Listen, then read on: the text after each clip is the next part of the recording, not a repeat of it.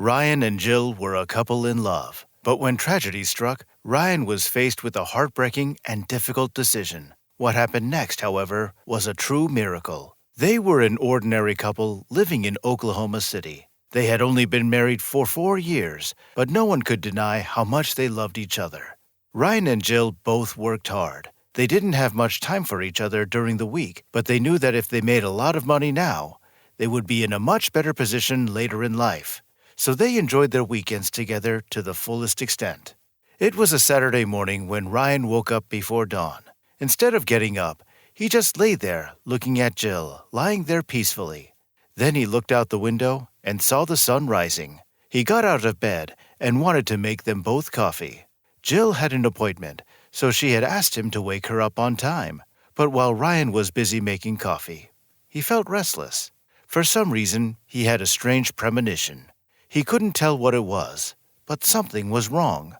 Ryan returned to the bedroom with Jill's coffee and called out her name quietly to wake her up. But she didn't respond, so he repeated it a little louder. But Jill still didn't react. Frowning, Ryan shook her shoulder, but she didn't wake up. His eyes widened in shock and his heart raced as he panicked. Ryan felt her pulse and made sure she was breathing.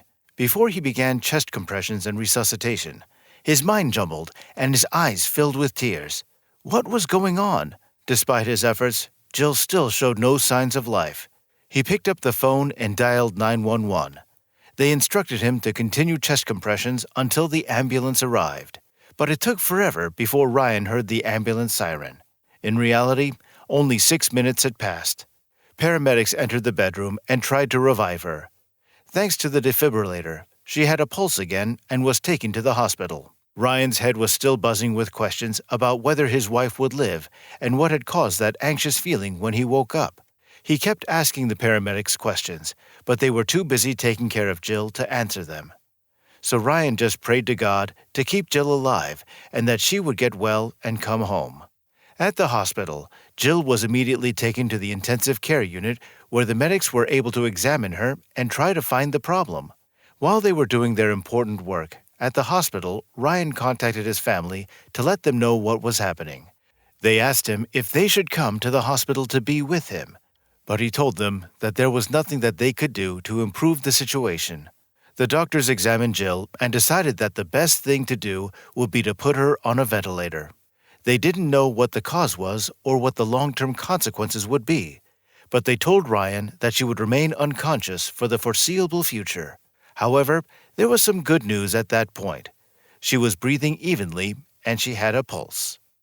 After several hours and many more tests, the doctors finally figured out what had happened.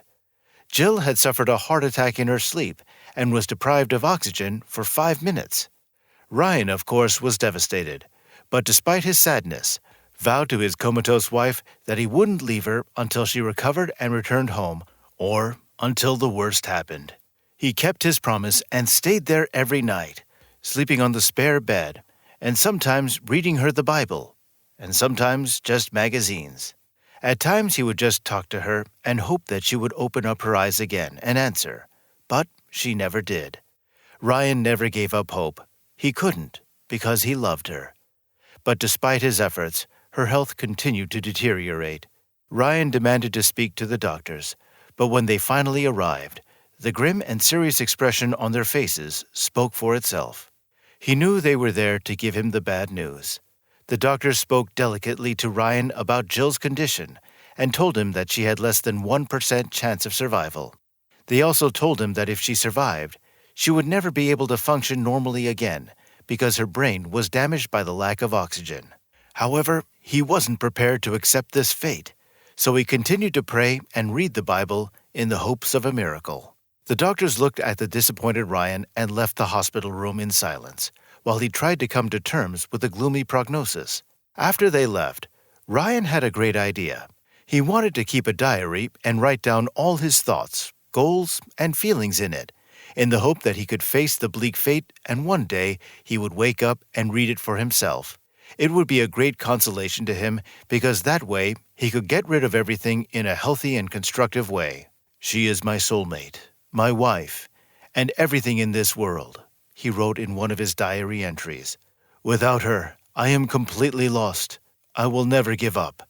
Every morning when Ryan woke up, he looked around and realized that the nightmare wasn't a nightmare, but a reality, and that made things worse. The days passed, and there was no sign of improvement. The doctors came to him again and said that it was time to make a difficult decision. The chances of her surviving and living a normal life were nil, and it would be better to take her off the ventilator and other machines. After consulting with him and Jill's family, they finally came to the conclusion that life support should be stopped. This was the hardest decision they ever had to make.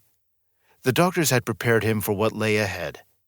The whole process of taking her off the system could take up to 15 minutes. They explained to him not to be afraid that Jill would start moving and become restless after she was disconnected from the machines. The doctors assured him that this had nothing in common with fear or pain and was a completely normal part of dying. He was left alone with his wife and wanted to spend the last moments of her life with her.